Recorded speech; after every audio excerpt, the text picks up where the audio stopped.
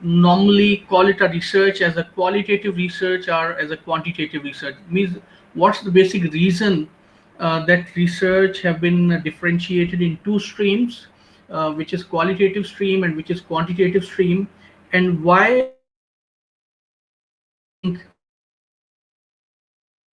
claim that one kind of research belongs to a particular discipline, whereas the other kind of research belongs to other discipline. For example, most of us consider that qualitative kind of research is basically concerned with the social sciences and psychology and sociology. It's least concerned with the management sciences or computer science or engineering. Whereas on the other way around, most of us think that quantitative kind of study is more about the computer science, finance, and this kind of thing, right? Or somewhere even in some cases, our some of the colleagues, especially from the computer science and engineering, they think that the both kind of research, whether it's a qualitative or a quantitative, they are like just ordinary until unless you don't come up with certain solutions. But anyway, let me start with the fact that what are the basis of our scientific inquiry. For example, whenever we are conducting a research, what are the certain basis for concluding that research? What are the basis or what are the particular things upon which or by investigating which we reach upon the certain conclusions? So for example, if I have a certain I have formed certain hypothesis, or I want to conduct a research upon like the economic impacts of the coronavirus or the socio-economic impacts of the coronavirus. So until unless I do not get the information, until unless I do not get the data of the population, and that data is not analyzed, I won't be able to address my research question. So it means that now what kind of data I'm getting from my respondents. Like for example, if the data is subjective, if the data is in term of, for example, these are the opinions of the people. If the data is in the form of the maybe the perception of the people, so obviously I will not be able to deal with that data. I will not be able to deal with that information, or I will not be able to process that information with any quantitative way. So it means that the information which I have obtained from the respondents, that information is subjective. That's why I have to process that information with the help of any subjective tool of inquiry or any subjective tool of research. It means that now my research would be taking the direction of the qualitative map. On the other way, if I'm getting the data which is objective data, the data which is in the numbers, so since I have the numbers and I can just process those numbers, I can with the help of those numbers I can get some results. So it means that now I would be able to have the line of research which is the quantitative side.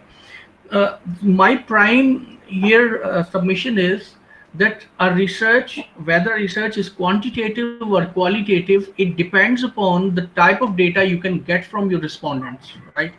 So a research can be quantitative if you can get the data from if you can get the quantitative data from your respondents. So it means that we cannot uh, limit the research, that qualitative research is only linked to it's only linked to the social sciences, and the quantitative research is only toward the maybe the computer science or the management science. So it is the type of data which you're getting, and the way you'll be processing the data. On that it depends upon that whether it would be quantitative or the qualitative research. So as I told you that all the information which we get, the way we process the information in order to get the meaningful results, that determines that whether our research would be qualitative or the quantitative. So this would be, so today's our session would be focusing upon that what qualitative research is, what are the certain tools of the qualitative research which we can apply to reach on the meaningful outcomes or to address our research objectives, and what are the quantitative tools which we can apply in order on the quantitative data in order to reach on the our meaningful outcomes or the meaningful results. So let's first to just give you again to just show you, here you can see that the quantitative data, they're numeric data in the numbers. Qualitative data, that's the text data. So it means that the data which is qualitative, it requires altogether a different approach in order to reach on the meaningful results from this data. Like, so the data which is in the text format, maybe we have to process it in the different way in order to get the meaningful results. The data which is in the numbers, we have to apply the different tools in order to reach on the meaningful results. Now, but one thing, let me tell you, while explaining this types of the qualitative research, uh, in the qualitative research, the opinion of researchers or opinion of a researcher does matter a lot. If we are conducting a qualitative research, the researchers can interpret the results according to his or her own perception. And that's why most of the qualitative research is ended up in a way that there are the conflicts among the researchers. So most of the researches which have been done in the are conducted in the qualitative format. They don't have a very conclusive kind of findings. Why? Because the different researchers have the different mindsets, and in the qualitative researches, the researcher's mindset is reflected. Whereas in the quantitative research or in the quantitative tools, researcher is a bystander, and the researcher's opinion does not carry any kind of weight. So researchers have to be independent, and researchers cannot interpret the results. So let's move on to the first kind of the qualitative research. Very quickly, it's the ethnography is one of the very famous uh, type of the qualitative research through which the data is analyzed and processed. Let me tell you, in the qualitative research, it is very important that how you are getting the data, because as I told you that the researcher's opinion is very much important in the qualitative research. So that's why it's also important that how you're getting data. So that's why the processing of the data is just tied up with the way you're getting data. Like in the ethnography, ethnographer is a person. In the ethnography research, researcher himself or herself is going on the site of that particular thing in which he or she wants to conduct research, and he'll be observing, right? So ethnographer observes himself or herself the evidences, and then upon his own observations, ethnographer will lead toward the conclusion. For example, I was just recently was involved in one of the research that was related to the startups. So the researcher was himself going to the various startups, was sitting over there in those startups, and was just seeing that how the people are behaving, and then he was taking notes. So after visiting 4 or 5 different startups and national incubation centers, the researcher came up with the certain elements, that these are the elements which are important for the improvement of startups. So this kind of research is called the ethnographical research, and the researcher's role is ethnographer, right? For example, if in the computer science, what can happen, that like if you have given a software to a company, like ERP software has been installed or have been given to a company. Now, what is the user friendliness of the software?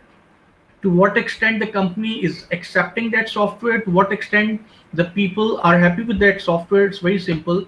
One of the person can go to the companies in which the software has been installed. The researcher can sit over there, can see that how the people are behaving with the software, what are the certain reactions, and on the basis of that, the researcher can conclude that about the usability, user friendliness of the software. So this is the ethnographical research. So in the ethnography, we get the observations, we note down the observations, and those observations are then certain further processed.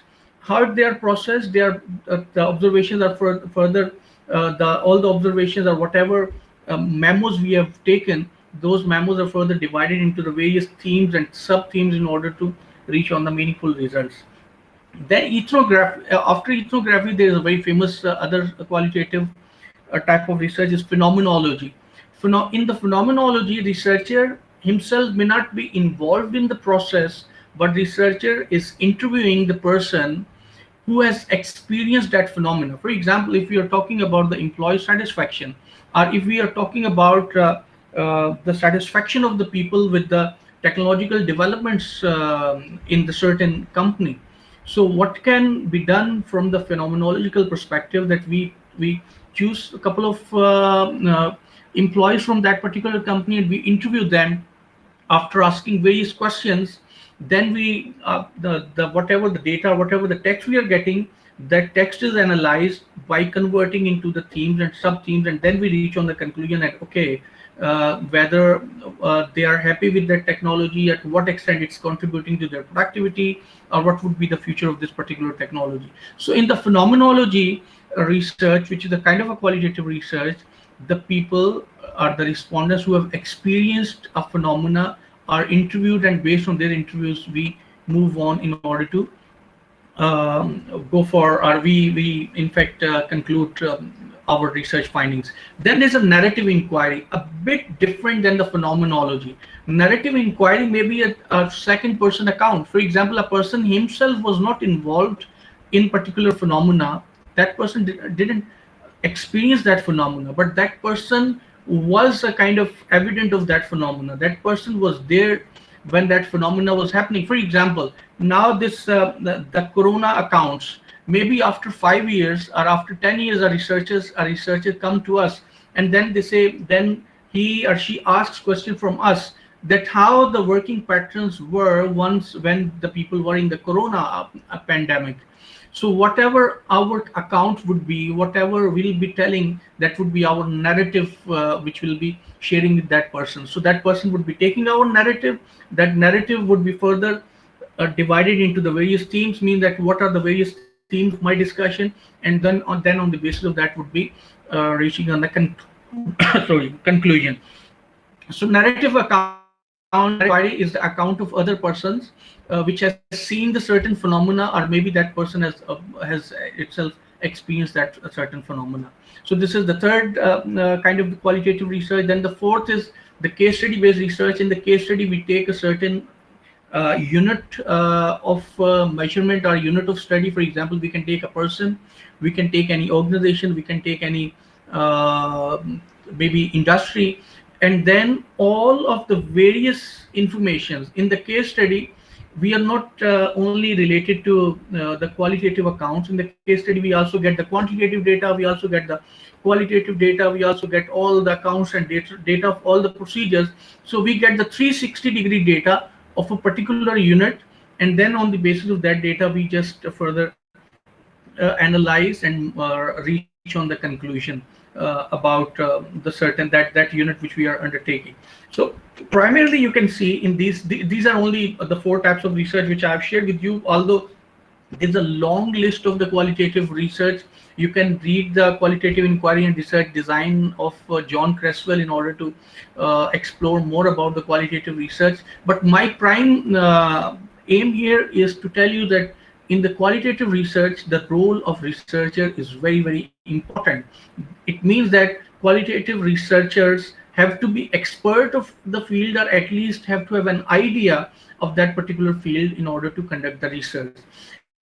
Our faculty members, whether they are from the management science, bioscience, from computer science or engineering, we can conduct this kind of studies, but these kind of studies can be conducted with very, very carefulness, because if the researcher's bias is coming in the research, it can really affect the results. Of course, the bias of the researcher would come in the research, but if you're becoming too biased, so obviously there can be some problems. Most of our journalistic articles, or the articles which we read in the newspapers, or there are some of the other accounts, they are based upon the qualitative research. So this is the qualitative research, which now you can think of that in which area of your research you can apply this. Now I move toward the quantitative tools. So as I told you, that in the qualitative research, the data collection and analysis are tied together, because a researcher is going to interview or getting data from the subject, and then even when you're taking the data, when you're taking the notes or memos, you're analyzing the data in your mind, and then you're reaching a certain conclusions and themes and all that. But in the quantitative sides, you have a data, you are just processing that data through certain techniques in order to reach on the results. So researchers role is not itself is not there in the process of research. The most important, there are the three primarily families of techniques in the quantitative data, which I am going to share with you. Although there are a very long number of the quantitative tools which we can apply to analyze our data, but three families I'm sharing with you. These can be very of useful while writing your research paper. One first family of quantitative tool is the mean difference family. Second family is the multi-attribute data management family, and the third is the cause and effect family. The term family means that in the mean difference family there is a long list of techniques which we can apply by keeping in view the nature of the data, right? So in the quantitative research, obviously the nature of the data is very important. So here in the mean difference family, the data is of the cross-sectional nature, means that the data have been collected at the one point in time. And even in the same is in the multi-attribute data management. So data has been collected at one point in time, and that data is being analyzed or processed, so we can apply the mean difference or multi-attribute data management. But in the cause and effect, we can have the data of one point in time, which is cross-sectional. We can have the time series data or longitudinal data, and we can have the panel data. So all three formats of the data can be